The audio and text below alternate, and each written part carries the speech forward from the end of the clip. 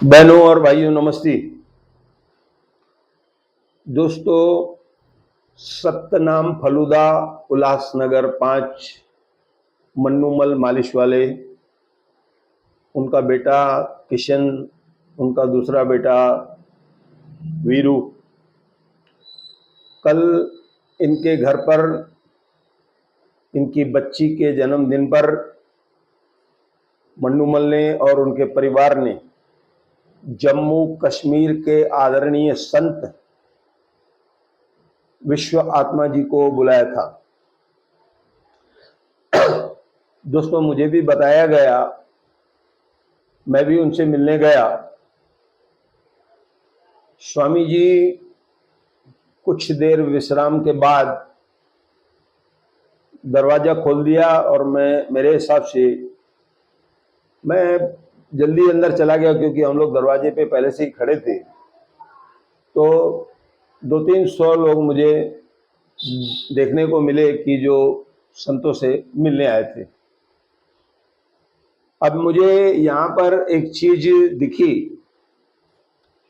कि जम्मू कश्मीर के संत विश्व आत्मा जी जब से पैदल आते थे वहां से और निदाम आश्रम में रुकते थे, मैं तब से उन्हें जानता हूं। आज उल्लासनगर में उनके अच्छे सेवादार हैं जो पकड़ मजबूत रखते हैं। उसमें बहुत सारे लोग हैं, शिवसागर के मालिक हैं और हमारे घनश्याम दास, और इधर हमारे आतू भाटिया, उसके बाद बहुत सारे लोग, बहुत सारे लोगों को स्वामी जी शक्ल से पहचान रहे थे, नाम से पहचान रहे थे, उनसे बात कर रहे थे। लोग उनके चरण छू रहे थे, उनको नतमस्तक होकर प्रणाम कर रहे थे। दोस्तों, हमने भी उन्हें प्रणाम किया नतमस्तक होकर, क्योंकि आखिर इन संतों में कुछ तो है जो लोग इनके आगे नतमस्तक होते हैं। और जम्मू कश्मीर के इन संतों ने उल्लासनगर में, अमरनाथ में, मुंबई में, कल्याण में अपनी अच्छी पकड़ बना ली है, जगह बना ली है अपने व्यवहार के कारण से, खुशनुमा वातावरण से। तो कुल मिलाकर अब जो हमारे उल्लासनगर में बहुत सारे संत हैं, काफी उनकी मानता है, मैं भी मानता हूं उनको, लेकिन अब जो घटनाएं उल्लासनगर में हो रही है, मैं संतों से एक बार फिर क्षमा चाहता हूं कि आप तो परमात्मा में लीन हैं, आपके तार उनसे जुड़े हुए हैं। मैं यहाँ पर ये शब्द कहूँगा, नहीं कहना चाहिए कि जो सेवादार हैं, जो मनमानी कर रहे हैं, उनमें से कौन सेवा के लायक है, कौन नहीं है, कौन क्या करता है, क्या इसकी जानकारी हमारे आदरणीय संतों को नहीं मिलती है। मैं क्षमा चाहता हूँ, फिर क्षमा चाहता हूँ एक बार। आखिर ये जो लोग सेवा करने आते हैं, लोगों को धुतकारते हैं, लोगों को हकालते हैं, यहाँ आश्रम में ये समझते हैं कि वहां पर संत तो कुछ करते नहीं है, भगवान यहाँ पर है नहीं। वो कहते हैं, स्वामी जी मैं क्षमा चाहता हूँ सभी संतों से, मंदिरों से, महंतों से, उनकी जो बुद्धि खराब हो गई है उस बुद्धि को आप सुधारिए, क्योंकि इनकी इन करतूतों से मंदिरों में लोगों ने जाना कम कर दिया है। बहुत जगह पर लोगों को धुतकारा जाता है।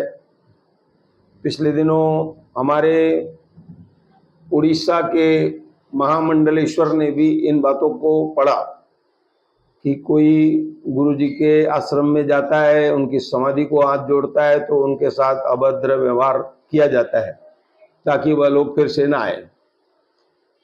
तो वो लोग मंदिर के मालिक बनना चाहते हैं, बन गए हैं, बन भी गए हैं।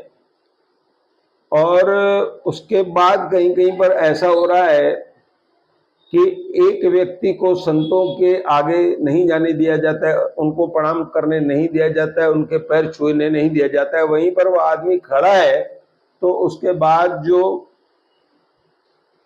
अपनी पहुंच वाले बलबूते पर उनको पैर छूने दिया जाते हैं। ऐसी मुझे बहुत सारी शिकायतें मिली है।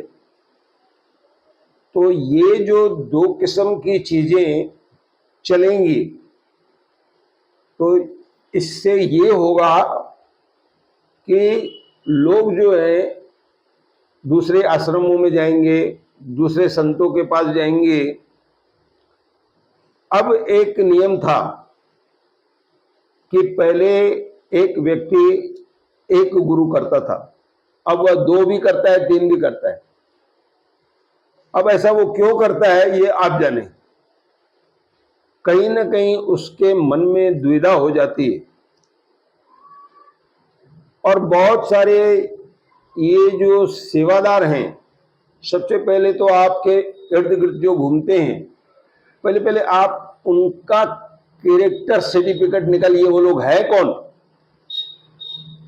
मैं फिर क्षमा चाहता हूं, आखिर ये लोग क्यों आपके आगे लोगों को नहीं आने देते हैं, पांव क्यों नहीं छूने देते हैं। मैं ऐसा कहूंगा, अगर पांव नहीं छूने हैं आप कह दीजिए और एक व्यवस्था कराइए। आप कोई भी पांव नहीं छुएगा, दूर से प्रणाम करेगा, जैसे राधा स्वामी संतों के पास होता है। उनके आगे कोई नहीं जाता है, बहुत दूर बैठते हैं और उनको प्रणाम करने के लिए आजकल तो उन्होंने एक बड़ी सुविधा चालू की है कि आप कितनी भी लाखों की वहां पर भीड़ होती है तो वो अपनी गाड़ी में बैठते हैं और पूरी संगत के बीच घूमते हैं।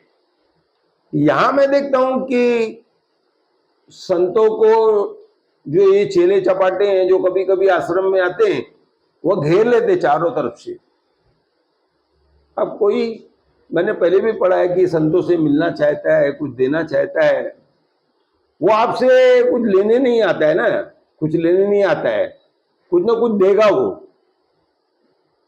या फिर कई कई घंटों तक उन लोगों को जो दर्शन करने आते हैं उनको बैठना पड़ता है और इतनी देर बैठने के बाद या खड़े रहने के बाद आप संतों का दर्शन उनको बराबर करने नहीं देंगे, उनको पैर नहीं छूने देंगे, तो यह एक विडंबना है मैं कहूंगा। तो इन बातों को हमारे आदरणीय संतों को ध्यान देना चाहिए। आज उल्लासनगर में बहुत सारे बाहरी शहरों के संत आते हैं, जबकि पहले ऐसा होता था कि हमारे शहर के संत कई शहरों में जाते थे,